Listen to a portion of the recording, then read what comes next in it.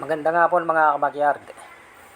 Gagawa tayo ngayon ng salt lick o murang mineral para sa ating mga alagang kambing.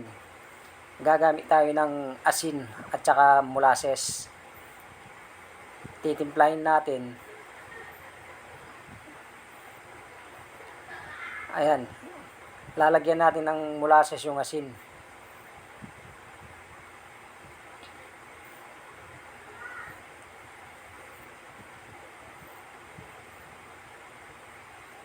Dagdagan natin yung molasses, tapos halu-haluin natin para kumalat yung molasses sa asin.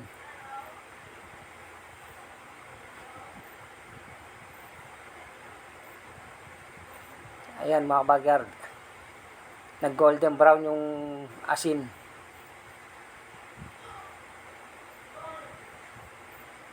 Tapos ilalagay natin sa ating kawayan. Pupunuin natin yan.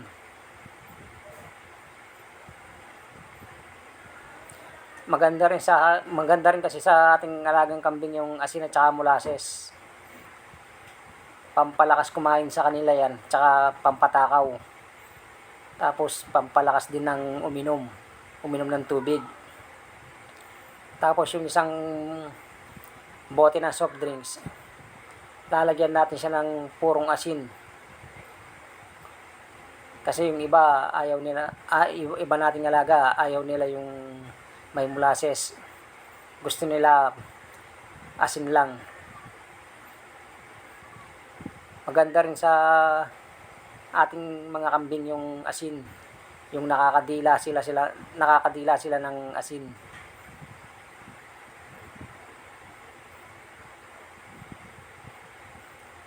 Kasi kung bibili tayo ng mga sinasabit na dinidila nila, napakamahal yun, mahigit 400. Kaya gagamit na lang tayo ng asin at saka molasses. Ayan, isasabit natin sa kanilang kulungan para pagdating nila may madadaanan silang madidilaan nila sa kanilang kulungan.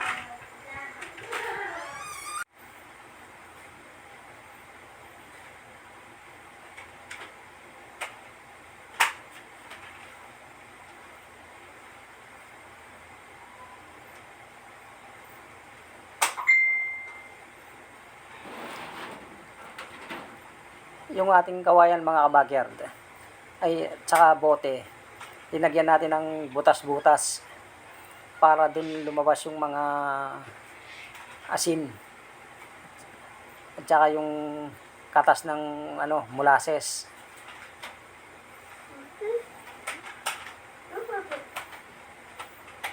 Ayan may lumabas na. Yan ang didilaan nila mamaya.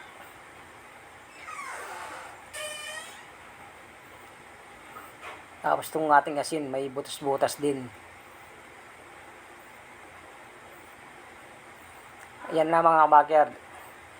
Umuwi na yung ating mga alaga. Ayan. Dinidilaan na nila. Maraming salamat po sa panonood. Follow nyo ako sa aking Facebook page, Emmanuel Farming and Kitchen. At sa aking YouTube channel, Emmanuel Backyard Farming and Kitchen.